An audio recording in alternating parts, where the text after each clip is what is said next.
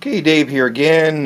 This is a really old tape deck. It's a Yamaha TC511S. Very unique tape deck in the way that the cassette works. So,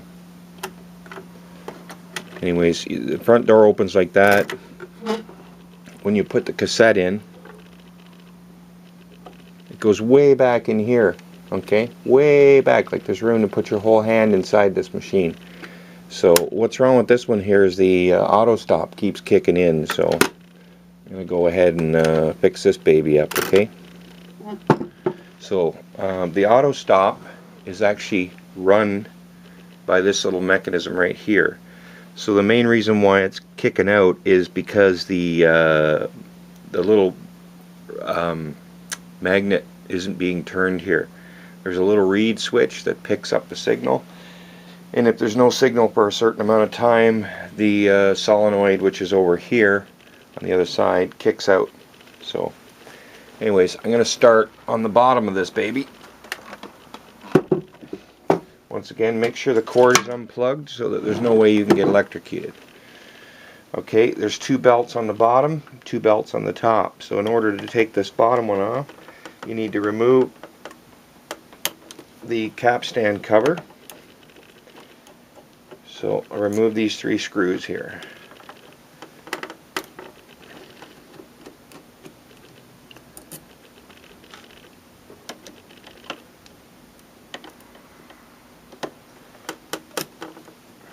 Okay, pretty simple. Two long ones and a short one. Just don't lose these little spacers. Lift that up and move it out of the way. Okay, take off the old belt and note where the belt actually travels. Okay, it's pretty simple.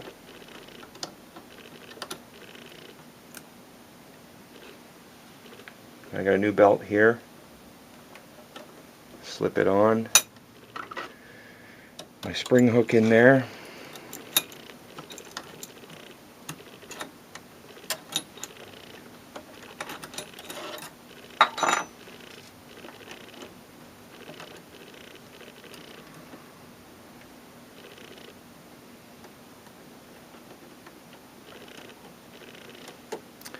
Now this big one is a flat belt, and the size is 10.4. Okay, so then we place the capstan cover back on again, get the spacer in there, under the screw, and get this screw started in. And over here, put the other spacer in, line it up, drop in the screw, and get it started. And the last screw is right here. Gotta make sure you put the wire clip back in there again.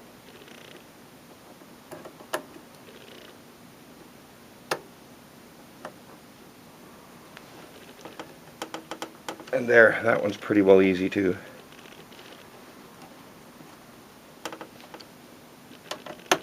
do. Now we take the other belt, which is an 8.0 square. It goes around this pulley, then around the drive pulley, and around the wheel that takes up the tape. Okay, so that's all done on this side.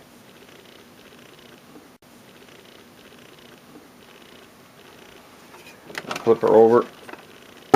The tough one to get at is the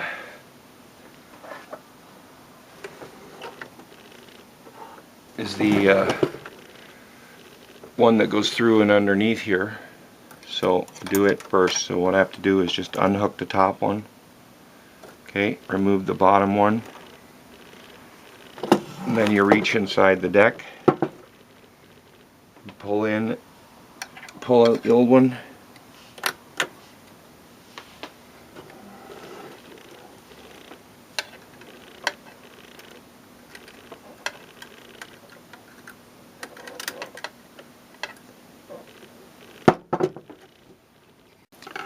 Okay, so sometimes it's easier if you just remove the little auto stop magnets mechanism so you can get in underneath the drive belt.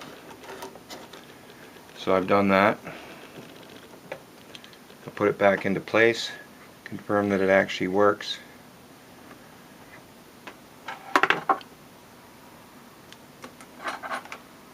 And then take this little belt here and reconnect it again.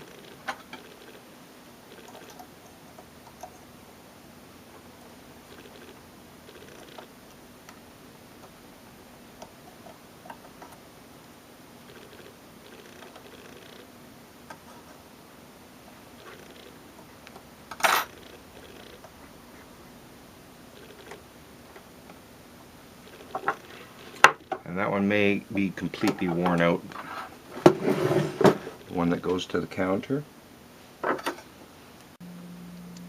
Okay, in order to remove this black cage, you have to remove the 5 bolts across the front here, 5 screws across the front rail. Okay, these 3 little guys right here are the door hinge. Okay, and then way down inside here, right here, down inside, right there, is the screws to release the box from the bottom down here. So you have to actually, there's 2 little wee tiny screws that go in these holes. Okay, then there's one here, one down in the front here, and then one at the back, and the whole thing will come out. Now also along the bottom of this front edge here, there are 3 screws that you remove, and you'll need an Allen key to remove this one knob here, and these 2 here come off. Okay.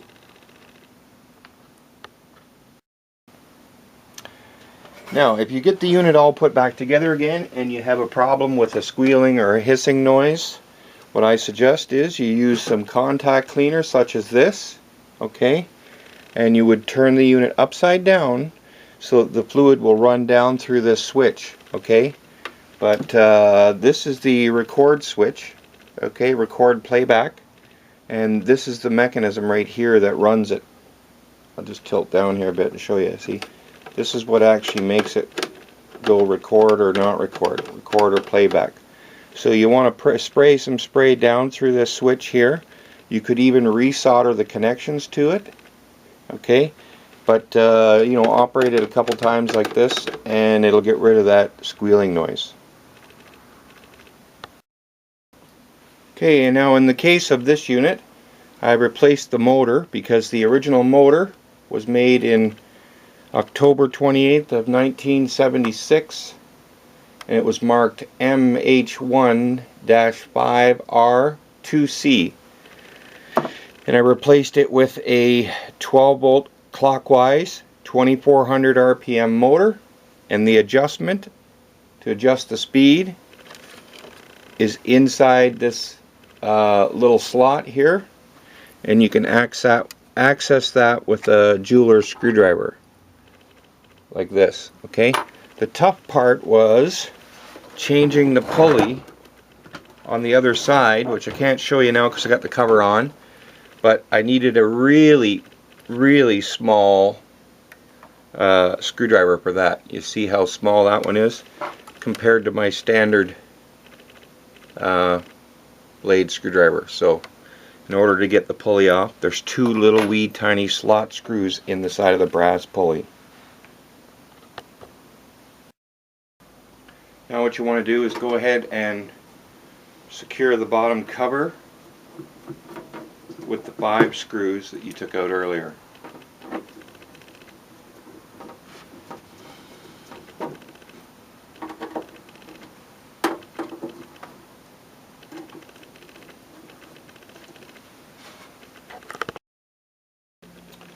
Okay, so what you want to do is confirm the operations now. So you take your cassette, place it in there, make sure it's down and in place, hit play, and you should see the counter start to move. And the auto stop should not kick on now. Okay, so I replaced all 4 belts and it's working now.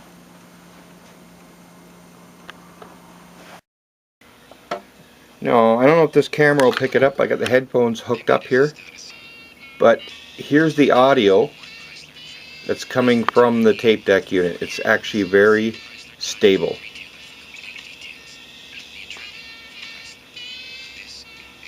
There's no whoa or flutter or anything like that. Okay, and everything works. Fast forward, play, rewind.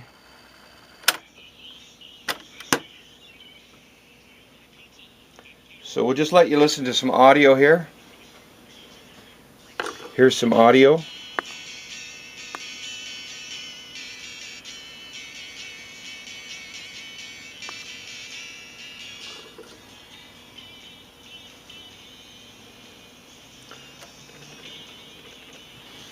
Which may need to be speeded up a wee bit.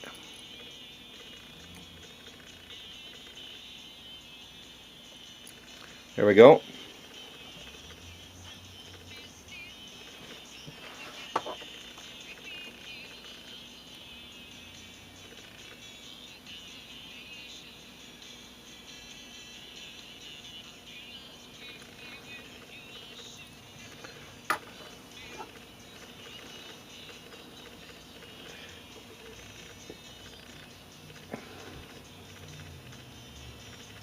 And this is how you would adjust the tension on the wheel.